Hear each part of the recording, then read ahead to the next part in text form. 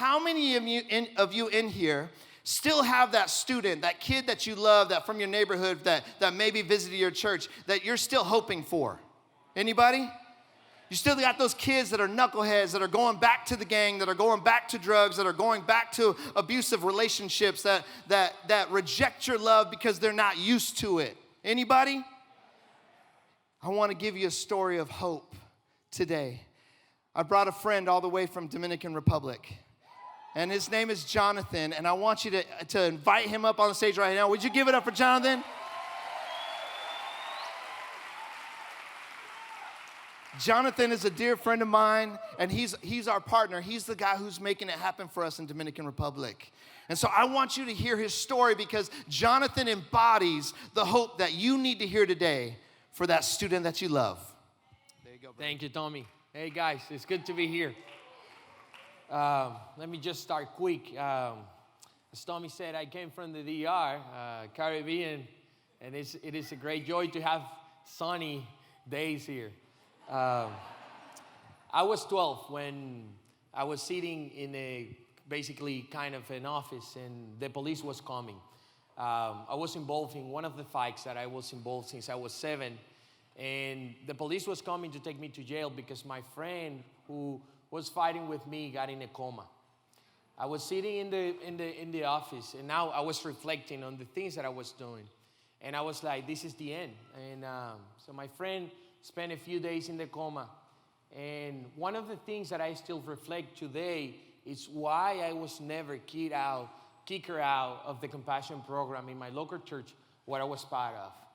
It's maybe because Dulce, the youth worker in my church who was serving me, knew many things about me that back then not many people knew. For example, she knew that my mom was homeless, that we didn't have any food to eat, that I had to work on the street selling juice sometimes to bring some bread and chocolate back home and have some dinner, maybe one a day. She knew as well that my shoes were broken. Therefore, I couldn't go to school because I neither have a school uniform, and you need one in the DR to go to school. She also knew that I was a diver in a dump site area, in a garbage area, looking for plastic to do recycle and get some food to home. But Dulce also knew that I never lived or was raised by my father. And she also knew that when I was 14, my father told me, in fact, that I was a mistake in his life. He hid me from his family. He was married. He has 4 daughters. And therefore, he wanted my mom to abort, which she didn't. And so he was mad at her. And that was the reality of what I was going through. And therefore, I was involved in gangs. I was involved in fights, mostly in fights. I disappeared many times from my mom and my house. Nobody knew where I was. And of course, I was on the streets in the gang. And she also knew all the things that I was going through. Not many people knew that. And I do remember once Compassion did a video, and my mother said, do you remember, Jonathan, that you almost lose the best opportunity of your life? And that's when I started remembering back those days that I was going through. One of the great things that I remember about Dulce is that every time at her office, she would tell me, Jonathan, you don't have to fight. We love you. You don't have to prove anybody that you're here because we know you're here. And even though I was involved in pornography and all the stuff that I was going on, in fact, almost getting in jail, she helped me. And one of the things that she put in my heart was 2 Timothy 2:15. Do your best to present yourself to God as one approved, a workman who does not need to be ashamed and who correctly handles the word of truth. That word, not to be ashamed, it was very impactful in my life because I deal with the fact that I was a mistake for my father. But thanks to God and thanks to Dulce, I enrolled in missionary work in my church, even though I was dealing with poverty and with fighting. And so I got involved in mission works. I ended up serving back in Haiti as a translator into French to Spanish. And I also, after that, enrolled in university in linguistics. I have a bachelor's degree in linguistics applied in English. I got a degree on public policy in Washington, D.C., and God opened doors for me to work with the Commission of Human Rights with the United Nations, representing countries like Tanzania, Egypt, Guatemala with the World Bank Group, and other organizations.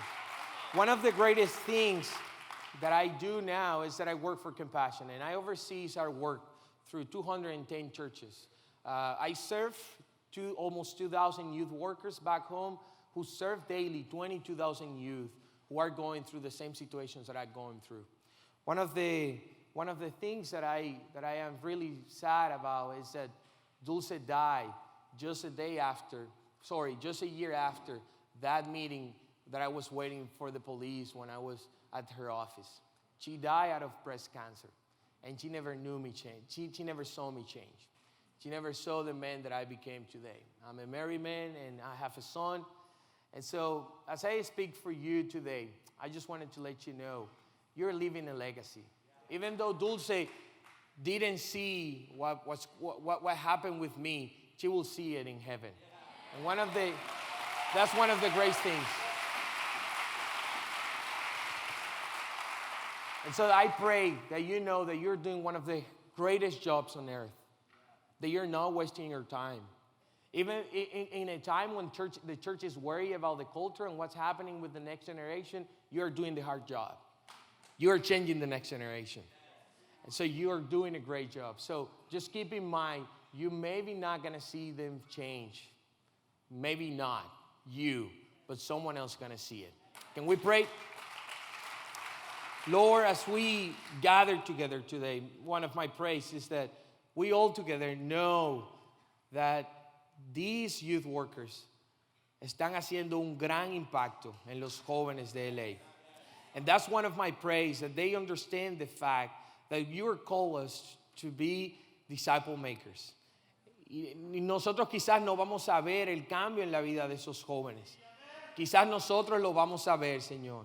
Pero una cosa es segura, your Holy Spirit is with us, and you're doing the work.